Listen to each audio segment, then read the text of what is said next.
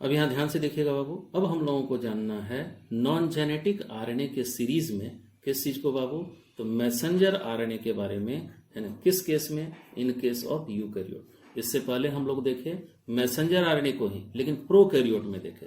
अब हम लोगों को देखना है यूकैरियोट के केस में मैसेंजर आरएनए।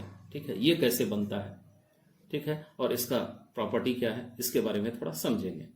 तो अब ध्यान से देखोगे, सबसे पहला और इंपॉर्टेंट बात कि मान लीजिए ये यूकैरियोट है और यूकैरियोट का डीएनए का ये मान लो पोर्शन है, ठीक है।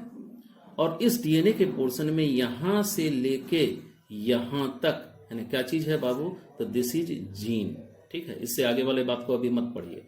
ये क्या चीज है? जीन। जीन का मतलब आपको बताया है डीएनए का वो पोर्शन, है ना, जो किसी कैरेक्टर को कंट्रोल करता हो या किसी कैरेक्टर के इनहेरिटेंस को क्या करता हो, कंट्रोल करता है ना। उसी डीएनए के पोर्शन को हम क्या कहते हैं? जीन। तो देखिए ये यूकैरियोट का डीएनए है और यहां से यहां तक का जो पोर्शन है डीएनए का, ये क्या है? जीन है। ठीक है, ये किसी कैरेक्टर को कंट्रोल करेगा, या कहिए ये, है ना, एमआरएनए बनवाएगा और साथ साथ उसके बाद ट्रांसलेशन होगा तो क्या बनेगा उससे? प्रोटीन, और फिर प्रोटीन से बाद में एंजाइम, मेटाबॉलिज्म और कैरेक्टर। ठीक है, अब यहां ध्यान से देखिएगा कि यूकैरियोट के केस में क्या होता है। मान लो इसको कोई प्रोटीन यहां बनाना है, ये प्रोटीन बनाना है, ये पहला एमिनो एसिड है और ये दूसरा, तीसरा, उसी तरह से ये लास्ट एमिनो एसिड, एक क्रम में एमिनो एसिड है यहां पर।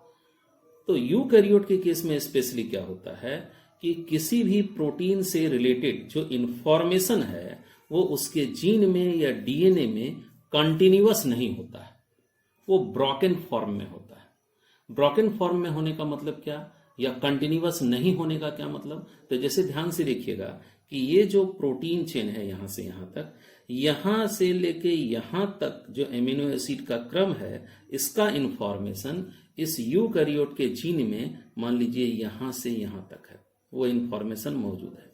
ठीक है, उसके बाद ध्यान दीजिएगा, इसके बाद वाला जो पोर्शन है, इस जगह पर ये जो यहां प्रोटीन बनाने की बात हो रही है, इससे रिलेटेड इंफॉर्मेशन यहां पर नहीं है। ठीक है, और उसके बाद ध्यान दीजिएगा, इससे आगे वाला जो एमिनो एसिड है प्रोटीन में, ठीक है, इसका इंफॉर्मेशन है ना यहां पर मौजूद है। ठीक है, फिर इससे आगे वाला जो इंफॉर्मेशन है ये इस पोर्शन में नहीं है। ठीक है, यहां इंफॉर्मेशन है लेकिन कोई दूसरे एमिनो एसिड के सीक्वेंस का है, लेकिन जो प्रोटीन हमको यहां चाहिए उसका इंफॉर्मेशन इस जगह पर और इस जगह पर नहीं है। ठीक है, अब देखिए अगला जो पोर्शन है इस प्रोटीन का, एमिनो एसिड का, इसका इंफॉर्मेशन मान लीजिए यहां पर मौजूद है। ठीक है, तो ध्यान से देखिएगा, यूकैरियोट के केस में जीन का वो हिस्सा जिस हिस्से में इस प्रोटीन को बनाने का इंफॉर्मेशन मौजूद है, इसको हम एक्सॉन के नाम से पुकारते हैं। क्या कहते हैं बाबू? एक्सॉन। ठीक है, और वो पोर्शन है ना जीन का, जिस पोर्शन में इस प्रोटीन से रिलेटेड इंफॉर्मेशन या इस प्रोटीन के एमिनो एसिड के क्रम से रिलेटेड इंफॉर्मेशन यहां मौजूद नहीं है, इस पोर्शन को हम कहते हैं इंट्रॉन। क्या कहते हैं इसको? इंट्रॉन। तो देखिए यहां पर एक्सॉन है, फिर इंट्रॉन, फिर इसके बाद एक्सॉन। इस एक्सॉन में यहां से यहां तक का इंफॉर्मेशन मौजूद है। ठीक है, अब फिर उसके बाद इंट्रॉन, यहां वो इंफॉर्मेशन मौजूद है ही नहीं। ठीक है, अब फिर उसके बाद देखिए ये वाला पोर्शन, इनका इंफॉर्मेशन यहां है, तो इसको एक्सॉन कहेंगे। तो देखिए ये ए वाला पोर्शन, ये बी वाला पोर्शन और ये सी वाला।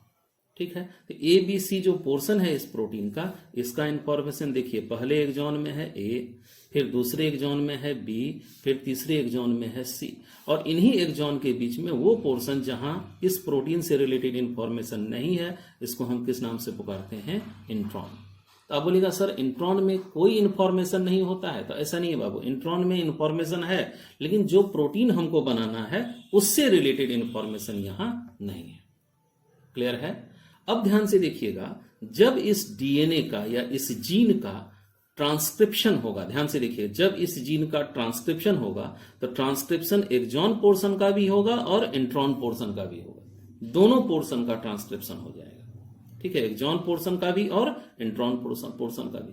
तो जब दोनों पोर्शन का ट्रांसक्रिप्शन होगा तो देखिए यहां जो आरएनए बनेगा, देखिएगा ये एक्सॉन के पोर्शन का ट्रांसक्राइब्ड पार्ट है यहां से यहां तक, और फिर देखिए ये यहां से यहां तक जो इंट्रॉन पोर्शन है उसका ट्रांसक्राइब्ड पार्ट ये वाला है।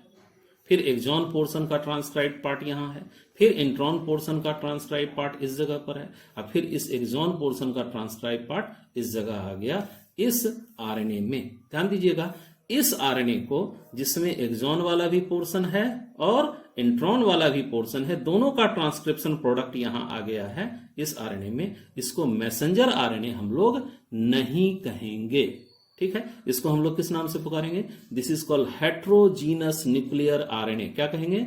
हेट्रोजीनस न्यूक्लियर आरएनए, ठीक है। या इसी को शॉर्टकट में बोलेंगे हम एचएनआरएनए। तो अब आपके समझ में आया होगा कि एचएनआरएनए होता क्या है और बनता कैसे है। ये एचएनआरएनए का कॉन्सेप्ट सिर्फ किस में होता है बाबू? यूकैरियोट के केस में। क्यों भाई? तो यूकैरियोट के केस में जो प्रोटीन बनना होता है, उस प्रोटीन से रिलेटेड इंफॉर्मेशन इसके जीन में लगातार नहीं है, ब्रोकन फॉर्म में है। देखिए यहां से यहां तक इंफॉर्मेशन है, फिर यहां इंफॉर्मेशन नहीं है, खासकर उस प्रोटीन से रिलेटेड, ठीक है, इस प्रोटीन से रिलेटेड, है ना। उसी तरह से देखिए फिर यहां इंफॉर्मेशन है इस प्रोटीन से रिलेटेड, बी वाला पोर्शन, लेकिन फिर यहां इंफॉर्मेशन नहीं है। तो देखिए इस प्रोटीन से रिलेटेड इंफॉर्मेशन यूकैरियोटिक जीन में कंटिन्यूअस नहीं है, यहां पर है, यहां पर है और यहां पर है, या कहिए ये इंफॉर्मेशन डिसकंटिन्यूड है या ब्रोकन फॉर्म में है। इसीलिए इस जीन को हम कहते हैं एस्प्लिट। एस्प्लिट का हिंदी क्या होता है? टूटा हुआ, टुकड़े में बटा हुआ, ठीक है। इसलिए इस जीन को हम कहते हैं एस्प्लिट जीन। और ध्यान दीजिएगा, आपको जब हम पढ़ा रहे थे प्रोकैरियोट वाला केस, तो प्रोकैरियोट के केस में बताए थे कि प्रोकैरियोट में जो प्रोटीन बनना होता है उससे रिलेटेड इंफॉर्मेशन प्रोकैरियोट के जीन में कंटिन्यूअस होता है। यहां पर एक्सॉन या इंट्रॉन का कोई कॉन्सेप्ट होता ही नहीं है, कंटिन्यूअस इंफॉर्मेशन है, नहीं लगातार इंफॉर्मेशन है। इसलिए इस जीन को हम लोग स्प्लिट जीन बोलेंगे या नहीं बोलेंगे? नहीं। तो प्रोकैरियोटिक जीन कैसा होता है? स्प्लिट जीन नहीं होता है, क्योंकि इसमें प्रोटीन से रिलेटेड इंफॉर्मेशन लगातार होते हैं। जबकि यूकैरियोट का जो जीन होता है, इस जीन को स्प्लिट जीन बोलते हैं। क्यों? क्योंकि यहाँ जो प्रोटीन हमको बनाना है या इसको बनाना है, इससे रिलेटेड इंफॉर्मेशन इसमें लगातार नहीं है, वो ब्रोकन फॉर्म में है। देखिए एक्सॉन में है, यहाँ एक्सॉन में है, एक्सॉन में है, इंट्रॉन वाला पोर्शन बीच में है ना पड़ा हुआ है और इसमें वो इंफॉर्मेशन नहीं है। इसलिए इंफॉर्मेशन ब्रोकन फॉर्म में है, टूटा हुआ इंफॉर्मेशन। इसलिए इस जीन को हम किस नाम से पुकारते हैं? Split gene. ध्यान दीजिएगा, प्रोकैरियोट के केस में जो ये जीन, चूंकि स्प्लिट जीन है नहीं, इंफॉर्मेशन कंटिन्यू है, यही कारण है कि इसके ट्रांसक्रिप्शन से डायरेक्ट एमआरएनए बन जाता है और इसमें लगातार इंफॉर्मेशन मौजूद रहता है। किससे रिलेटेड? प्रोटीन से रिलेटेड। यहां ये ब्रोकन फॉर्म में नहीं रहेगा एमआरएनए पे, और इस एमआरएनए को प्रोसेस करने या इसमें पोस्ट ट्रांसक्रिप्शनल चेंज की कोई आवश्यकता नहीं है। ये डायरेक्ट ट्रांसलेट होगा और वही प्रोटीन बनाएगा जो प्रोटीन यहां चाहिए, क्योंकि इंफॉर्मेशन डीएनए में लगातार था, तो वही इंफॉर्मेशन लगातार एमआरएनए पे आ गया, ठीक है। लेकिन यूकैरियोट के केस में अब जरा ध्यान से देखिए, चूंकि इस प्रोटीन से रिलेटेड, ये जो प्रोटीन है इससे रिलेटेड इंफॉर्मेशन यहाँ ब्रोकन फॉर्म में है, टूटे हुए फॉर्म में, यहाँ है, यानी एक्सॉन्स में है, और बीच बीच में इंट्रॉन घुसा हुआ है। अगर ये ट्रांसक्राइब होगा तो एक्सॉन और इंट्रॉन दोनों पार्ट का ट्रांसक्रिप्शन हो जाएगा। अगर ये आरएनए डायरेक्ट ट्रांसलेशन में चला गया राइबोसोम पर प्रोटीन बनाने के लिए, तो देखिएगा एक्सॉन वाले पोर्शन के इंफॉर्मेशन के अकॉर्डिंग टू एमिनो एसिड तो आएगा ही आएगा, और इंट्रॉन वाले पोर्शन के जो इंफॉर्मेशन है किसी दूसरे प्रोटीन के या कोई और एमिनो एसिड के सीक्वेंस के, वो भी आ जाएंगे। इस तरीके से हमको ये जो प्रोटीन चाहिए, ये प्रोटीन मिल पाएगा या नहीं मिल पाएगा? तो नहीं मिल पाएगा। हाँ, आपसे एक क्वेश्चन ये कहा जा सकता है कि अगर मान लो एचआरएनए का डायरेक्ट हम ट्रांसलेशन करवा दें, राइबोसोम पर भेज दिए, यानी किसको भेज दिए बाबू? एचएनआरएनए को। ध्यान दीजिएगा, एक्सॉन भी है, इंट्रॉन भी है, फिर एक्सॉन है, फिर इंट्रॉन है, ठीक है। ये इंट्रॉन हो गया और ये वाला कौन सा पार्ट हो गया? एक्सॉन। अगर ये ट्रांसलेट होता राइबोसोम के ऊपर, तो इनसे जो प्रोटीन बनता, ये प्रोटीन हमको जो प्रोटीन चाहिए उससे लंबा प्रोटीन बनेगा या उससे छोटा प्रोटीन बनेगा या एग्जैक्टली वही प्रोटीन बनेगा? तो आपका आंसर अब जरा सोच के देखिए बाबू, कैसा प्रोटीन बनेगा? लंबा, छोटा या फिर एग्जैक्टली वही? आंसर होगा एग्जैक्टली वही प्रोटीन नहीं बनेगा, है ना। उससे ज्यादा लंबा क्या बन जाएगा? Protein chain. क्यों ज्यादा लंबा प्रोटीन चेन बन जाएगा? क्योंकि यहां पर एक्सॉन में तो इंफॉर्मेशन है ही इस प्रोटीन का, लेकिन इंट्रॉन वाले पोर्शन में तो इस प्रोटीन का इंफॉर्मेशन है नहीं। और अगर इसका भी ट्रांसलेशन हो गया तो एक्स्ट्रा एमिनो एसिड्स बीच में आ जाएंगे इंट्रॉन के ट्रांसलेशन के चलते। इसलिए जो प्रोटीन चाहिए उससे ज्यादा लंबा प्रोटीन चेन बनेगा और ये हमारे किसी काम का नहीं होगा। यही कारण है कि चूंकि हमको वही प्रोटीन बनाना है जो हमको चाहिए और उससे रिलेटेड इंफॉर्मेशन यहाँ ब्रोकन फॉर्म में है, और इसका जब ट्रांसक्रिप्शन हुआ तो एक्सॉन इंट्रॉन दोनों आ गया यहाँ पर, है ना। तो ये आरएनए mRNA नहीं है, मैसेंजर आरएनए नहीं है, इसको हम क्या कहेंगे, HNRNA। अब इस HNRNA को बदलना होगा किसमें, mRNA में। तो आप ही सोचिए HNRNA को जब आप mRNA में बदलिएगा तो किसके थ्रू गुजरना पड़ेगा, फिर वही चीज प्रोसेसिंग के थ्रू इसको क्या करना पड़ेगा, गुजरना पड़ेगा। इस प्रोसेसिंग के दौरान क्या किया जाएगा, ये जो इंट्रॉन वाले पार्ट हैं इसको काट करके निकाल दिया जाएगा। देखिए इंट्रॉन वाला पार्ट जो है इसको काट करके क्या कर दिया जाएगा, निकाल दिया जाएगा।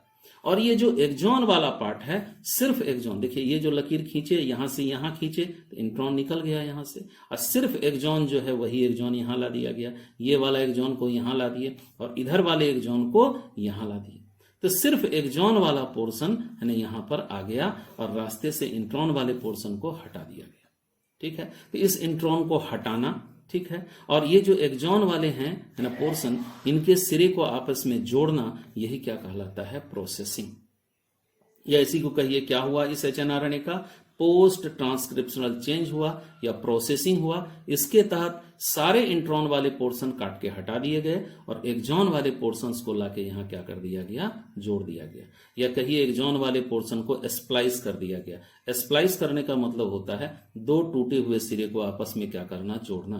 तो यहां से जब कट करके आप इंट्रॉन हटाइएगा, ये दोनों टूटा हुआ सिरा जो एक्सॉन का है, इन्हीं दोनों को यहां स्प्लाइस किया जाएगा या जोड़ा जाएगा। और अब जो आरएनए बना, इस आरएनए को हम किस नाम से जानेंगे, mRNA। एक और बात ध्यान दीजिएगा, प्रोसेसिंग के समय HNRNA का जब mRNA बनाना होता है तो सिर्फ इंट्रॉन ही नहीं हटते हैं, प्रोसेसिंग में और भी प्रक्रियाएं आती है। जैसे ध्यान से देखिएगा, ये जो mRNA बना, इस mRNA में आगे टोपी पहनाया गया, कैप, देखिए कैप लगा हुआ है, पीछे में इसको पूंछ लगा दिया गया यानी टेल।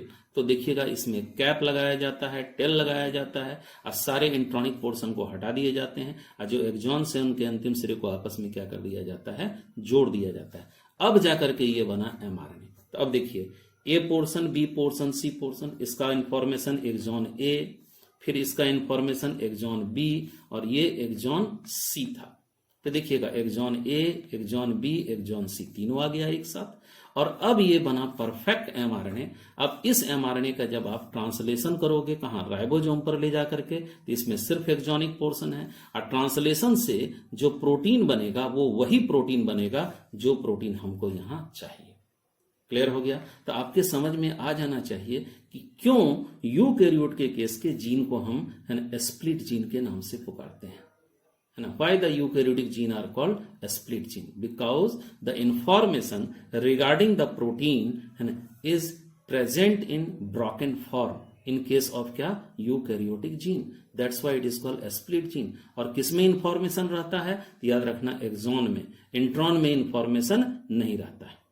क्लियर हो गया। एक और बात, आपसे पूछा जाए एक्सॉन का डेफिनेशन क्या होगा, तो हम कहेंगे यूकैरियोट के स्प्लिट जीन का वो हिस्सा जिसका ट्रांसक्राइब्ड पार्ट मैच्योर्ड mRNA में आता है। ठीक है, देख रहे हैं ना, एक्सॉन का ट्रांसक्रिप्शन प्रोडक्ट मैच्योर्ड mRNA में आ गया।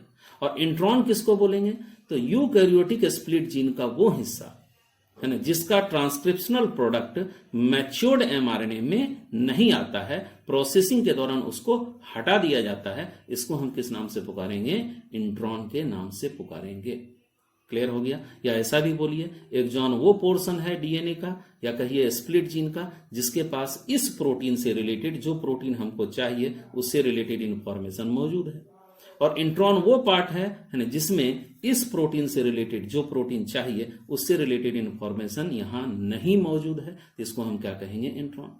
या वैसे भी बोल सकते हैं जैसे कि हम आपको पहले बताए, क्या भाई, तो एक्सॉन स्प्लिट जीन का वो हिस्सा है जिसका ट्रांसक्रिप्शन प्रोडक्ट मैच्योर्ड mRNA में आता है और इंट्रॉन वो हिस्सा है जिसका ट्रांसक्रिप्शन प्रोडक्ट मैच्योर mRNA में नहीं आता है, प्रोसेसिंग के दौरान इसको हटा दिया जाता है। तो समझ में आ जाना चाहिए कि यूकैरियोट में HNRNA का मतलब क्या होता है और क्यों इसको प्रोसेस करके किस में बदलना होता है, mRNA में बदलना होता है। अगर प्रोसेसिंग नहीं करेंगे तो हमको सही एमआरएनए नहीं मिलेगा, और एचएनआरएनए का डायरेक्ट ट्रांसलेशन अगर कराएंगे तो हमको जो प्रोटीन चाहिए उससे काफी लंबा प्रोटीन मिलेगा, क्योंकि इंट्रॉन का भी यहाँ क्या हो जाएगा, ट्रांसलेशन, उससे भी रिलेटेड एमिनो एसिड आ जाएंगे। समझ में आ गया? ठीक है। तो एमआरएनए है ना, एचएनआरएनए के प्रोसेसिंग से बनता है इन केस ऑफ क्या, यूकैरियोट। क्लियर हो गया बाबू? अब एक बात और ध्यान दीजिएगा, क्या है कि ये जब एमआरएनए बन गया तो कहां बनेगा एमआरएनए यूकैरियोट के केस में? तो ध्यान से देखिएगा, ये डीएनए कहां रहता है, न्यूक्लियस के अंदर। देखिए ये जो लाइन है ये न्यूक्लियर मेम्ब्रेन है, ठीक है, ध्यान से देखिएगा, ये न्यूक्लियस के अंदर ये डीएनए है। क्रोमोजोम भी न्यूक्लियस के अंदर ही होगा। अब क्रोमोजोम में डीएनए प्लस हिस्टोन प्रोटीन होंगे, तो डीएनए न्यूक्लियस के भीतर है, और इसी डीएनए के ट्रांसक्रिप्शन से न्यूक्लियस में ही क्या बनेगा बाबू, एचएनआरएनए। ठीक है। और जब एचएनआरएनए बन जाएगा तो उसके बाद इसका प्रोसेसिंग भी कहां पर होगा, एचएनआरएनए का न्यूक्लियस के अंदर ही होगा। और जब न्यूक्लियस के अंदर ये एचएनआरएनए प्रोसेस होकर के एमआरएनए बना लेगा, तब ये एमआरएनए बाहर आएगा। ठीक, कहां आएगा, साइटोप्लाज्म में। ठीक, क्योंकि प्रोटीन सिंथेसिस यूकैरियोटिक सेल में कहां होता है, साइटोप्लाज्म में, क्योंकि राइबोसोम कहां मौजूद रहते हैं, साइटोप्लाज्म में मौजूद रहते हैं। अब एक इंपॉर्टेंट बात यहां ध्यान से देखिएगा, ये जो मैसेंजर आरएनए बना इन केस ऑफ यूकैरियोट, ये मैसेंजर आरएनए को अगर तुरंत ट्रांसलेट होना है, तुरंत ट्रांसलेट होने का मतलब जस्ट बना और उसके बाद इसको ट्रांसलेट हो जाना है, ज्यादा इंतजार नहीं करना है ना, तुरंत प्रोटीन सिंथेसिस में जाना है, तो ये एमआरएनए एज इट इज बाहर चला आएगा साइटोप्लाज्म में, न्यूक्लियर मेम्ब्रेन को पार करके, और राइबोसोम पे चला जाएगा, और इसका यहां ट्रांसलेशन या प्रोटीन सिंथेसिस स्टार्ट हो जाएगा। लेकिन अगर मान लीजिए इस एमआरएनए को जो यूकैरियोट में अभी बना है और इसको ट्रांसलेट होने में लेट है थोड़ा, मान लीजिए 1 दिन या 2 दिन के बाद ट्रांसलेट होगा, अभी तुरंत इसको ट्रांसलेट नहीं करना है, अभी तुरंत इसको प्रोटीन सिंथेसिस में नहीं जाना है, तो इस एमआरएनए का क्या होता है, जरा सुनिएगा। इस एमआरएनए के ऊपर ध्यान से देखिए, ये टोपी है, ये एक्सोनिक पार्ट है, और ये टेल है, पूंछ है इसका। इस एमआरएनए को कवर कर दिया जाता है किससे बाबू, प्रोटीन से, कि समय से पहले इसका ट्रांसलेशन ना हो जाए, इसलिए इसको कवर कर दिया जाता है किससे, प्रोटीन से। अब प्रोटीन से कवर्ड एमआरएनए जो होता है इसको कहते हैं इनफॉर्मोसोम, है ना। कौन सा स्टेज कहलाता है, इनफॉर्मोसोम स्टेज ऑफ एमआरएनए। ठीक है। और ये सारा का सारा यूकैरियोटिक एमआरएनए इनफॉर्मोसोम स्टेज में चला जाएगा, ऐसा नहीं है। हम अभी तुरंत आपको बोले, जिस एमआरएनए को अभी तुरंत ट्रांसलेट होना है इमीडिएटली, वो तो सीधा बाहर निकल जाएगा, लेकिन जिसको लेट से ट्रांसलेट होना है उसका बनेगा इनफॉर्मोसोम स्टेज। तो आपसे पूछा जाए इनफॉर्मोसोम क्या है, हम कहेंगे certain eukaryotic mRNA, certain, all नहीं बोल रहे हैं, सर्टेन यूकैरियोटिक एमआरएनए जिसको लेट से ट्रांसलेट होना है, उसको प्रोटीन से जब इन्वेलप कर दिया जाए तो उसी को हम क्या कहते हैं, इनफॉर्मोसोम स्टेज। और बाद में ये इनफॉर्मोसोम स्टेज में ही कहां चला आएगा, साइटोप्लाज्म में आ जाएगा। देखिए अभी भी प्रोटीन का कवर लगा हुआ है, और जब इसको ट्रांसलेट होना होगा, जब कभी मान लीजिए 2 दिन या 3 दिन के बाद, तो ये क्या होगा, इसका प्रोटीन हट जाएगा और ये एमआरएनए फिर से नेकेड हो जाएगा और कहां चला जाएगा, राइबोसोम के ऊपर, है ना, और तब इसका ट्रांसलेशन होगा। क्लियर? तो इसका मतलब हुआ कि यूकैरियोट के केस में, है ना, पहले एचएनआरएनए बनेगा डीएनए से, उसके बाद इस एचएनआरएनए का प्रोसेसिंग होगा, है ना। अब प्रोसेसिंग के बाद क्या बनेगा, एमआरएनए। ठीक है। एक बात बताओ, यूकैरियोट के केस में ट्रांसक्रिप्शन से क्या बना, डायरेक्ट एमआरएनए बना या पहले एचएनआरएनए? तो आप कहेंगे पहले एचएनआरएनए बना, इसमें एक्सॉन भी है, इंट्रॉन भी है। ठीक है। उसके बाद इस एचएनआरएनए का प्रोसेसिंग होगा, पोस्ट ट्रांसक्रिप्शनल चेंज, तो सारे इंट्रॉन हटा दिए जाएंगे और एक्सॉन्स को आपस में जोड़ दिया जाएगा, टोपी और पूंछ लगा दिया गया, यहाँ देखिए कैप और टेल। ठीक है। देन आफ्टर तुरंत बाहर निकलना है, तुरंत ट्रांसलेट होना है, तो इसी अवस्था में ये बाहर आ जाएगा, इनफॉर्मोसोम नहीं बनाएगा। ठीक है। और अगर इसको लेट से ट्रांसलेट होना है तब ये इनफॉर्मोसोम स्टेज में जाएगा, तब यहां से बाहर आएगा। ठीक है। इनफॉर्मोसोम स्टेज का मतलब है कि भाई इसको समय से पहले ट्रांसलेट नहीं हो जाए, उससे रोकने के लिए इसको प्रोटीन से कवर कर दिया जाता है। अब कवर करने के बाद छोड़ दिया गया, जब ट्रांसलेट होना है तो प्रोटीन हट जाएगा, तब ये एमआरएनए राइबोसोम पे आ जाएगा। तो हमको लगता है आपके समझ में ये पूरी तरह से आ जाना चाहिए कि why the gene of eukaryote is called split gene. ये समझ में आ जाना चाहिए, क्यों यहां पहले एचएन बनता है, उसके बाद प्रोसेसिंग करके एम बनता है, इनफॉर्मोसोम स्टेज क्या होता है, ये सारा बात आप समझ गए होंगे। ठीक है। अब देखिए एक और एडिशनल पॉइंट हम यहां आपको बताने जा रहे हैं, जरा ध्यान से देखिएगा। अभी हम लोग देखे कि जो HNRNA है जब इसका प्रोसेसिंग होता है तो इंट्रॉन वाले पार्ट को तो लिया नहीं जाता है, इंट्रॉन वाले पार्ट क्या हो जाते हैं, हटा दिए जाते हैं, सिर्फ एक्सॉन वाले पार्ट को जोड़ा जाता है। तो यहाँ एक क्वेश्चन उठता है बाबू कि क्या है ना सारा का सारा एक्सॉन है ना ऑलवेज जुट करके mRNA बनाएगा, कोई जरूरी है क्या, कोई एक्सॉन छोड़ा नहीं जा सकता है।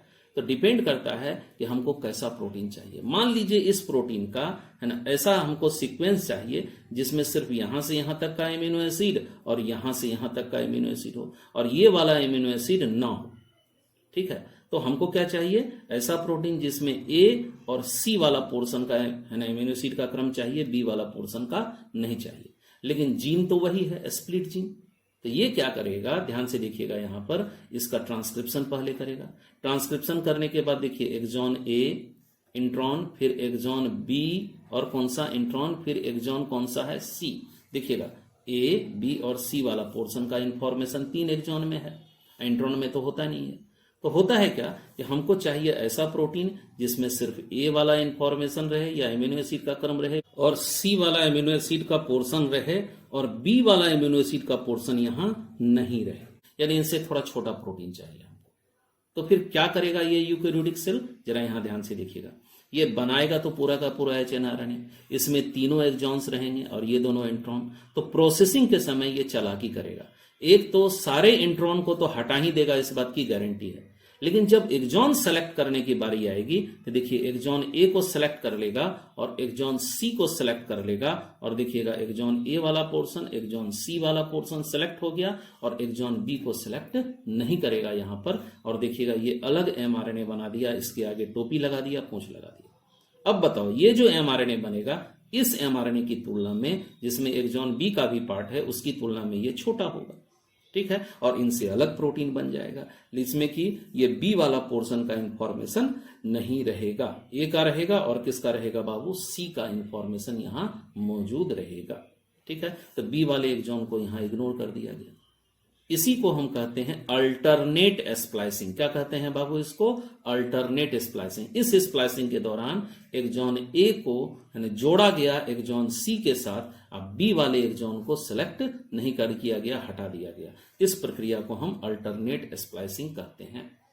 जब आप एनसीईआरटी पढ़ोगे तो उसमें अल्टरनेट स्प्लाइसिंग का कॉन्सेप्ट नहीं है, हाँ हल्का एक हिंट दिया हुआ है। हाँ अल्टरनेट स्प्लाइसिंग आपको एग्जाम्पलर प्रॉब्लम जो एक आता है एनसीईआरटी का उसमें समझाया गया है, यही कारण आपको हम ये बता रहे हैं। तो ये अल्टरनेट स्प्लाइसिंग से हम लोग क्या समझे, तो जरा ध्यान दीजिएगा। जब HNRNA को mRNA में बदलना होगा तो एक बात की तो गारंटी है कि इंट्रॉन कभी भी सेलेक्ट नहीं होगा। याद रखिएगा कि HNRNA जब mRNA में बदलेगा तो इंट्रॉन तो बिल्कुल ही सेलेक्ट नहीं होंगे, लेकिन सारे एक्सॉन सेलेक्ट हो जाएं ये जरूरी नहीं है। जैसे ध्यान से देखिएगा, पहला वाला केस में क्या था, जितने भी एक्सॉन्स थे सभी सेलेक्ट होकर के यहां आ गए, सारे एक्सॉन का स्प्लाइसिंग हो गया ए बी सी का। लेकिन दूसरा वाला केस जब देखे तो इसमें एक्सॉन ए सेलेक्ट हुआ, एक्सॉन सी सेलेक्ट हुआ, लेकिन एक्सॉन बी सेलेक्ट नहीं हुआ। तो इसी प्रक्रिया को अल्टरनेट स्प्लाइसिंग कहते हैं। तो फिर से एक बार सुनिए, जब HNRNA का mRNA में प्रोसेसिंग होगा, इंट्रॉन तो बिल्कुल ही नहीं आएंगे, इसकी तो गारंटी है, लेकिन सारे एक्सॉन आ जाएंगे इसकी गारंटी नहीं है, है ना। हो सकता है कि सारे एक्सॉन भी आए या हो सकता है कि कुछ एक्सॉन छोड़ दिए जाएं, और उस प्रक्रिया को हम क्या कहते हैं, अल्टरनेट स्प्लाइसिंग, ठीक है। तो देखिएगा बाबू, ये जो भी आपको हम यहां समझाए है ना, यूकैरियोटिक mRNA या प्रोकैरियोटिक mRNA के बारे में, tRNA के बारे में, rRNA के बारे में, ये सब एक आपको ओवरव्यू दे रहे हैं, सबको डिटेल में बारी बारी से जानना है। और खासकर ध्यान दीजिएगा कि how HNRNA converts into mRNA, या HNRNA का किस तरीके से प्रोसेसिंग होता है mRNA में, इसका पूरा डिटेल आपको पढ़ना है आगे चल करके। हाँ, tRNA का कैसे प्रोसेसिंग होगा, rRNA का कैसे प्रोसेसिंग होगा, इसका डिटेल आपको नहीं पढ़ना है, इसका थोड़ा थोड़ा हिंट जो आपको समझा दिए वही काफी है। लेकिन HNRNA का mRNA में कैसे प्रोसेसिंग होगा यूकैरियोट में, ये पूरा डिटेल में आपको समझना जरूरी है। ये आगे चल करके काफी डिटेल में आपको पढ़ने को मिलेगा, हम तो जस्ट ओवरव्यू आपको समझा रहे हैं, ठीक है। अब बताओ कि यहाँ जो प्रोकैरियोट का केस आपने पढ़ा, इस प्रोकैरियोट में है ना, पहला बात की स्प्लिट जीन नहीं, क्यों नहीं, तो आप बता सकते हैं कि प्रोकैरियोट का जो जीन है उसमें प्रोटीन से रिलेटेड इंफॉर्मेशन कंटिन्यूअस है, और यूकैरियोट के जीन में क्या है, इस प्रोटीन से रिलेटेड इंफॉर्मेशन डिसकंटिन्यूअस है, इसलिए स्प्लिट जीन, ठीक है। अब प्रोकैरियोट में देखिए एचएनआरएनए नहीं बनेगा। क्यों नहीं बनेगा? तो भाई इंफॉर्मेशन कंटिन्यूअस है तो डायरेक्ट एमआरएनए बनेगा, और इस एमआरएनए के प्रोसेसिंग की यहाँ कोई आवश्यकता नहीं है। तो हमको लगता है ये सारा पॉइंट अब अच्छे से समझ गए होंगे। अब जो नेक्स्ट लेक्चर इसका जाएगा, अब उसमें हम लोग नोट्स से है ना देखेंगे किसके बारे में बाबू, एमआरएनए के बारे में, टीआरएनए के बारे में और आरआरएनए के बारे में। ठीक है।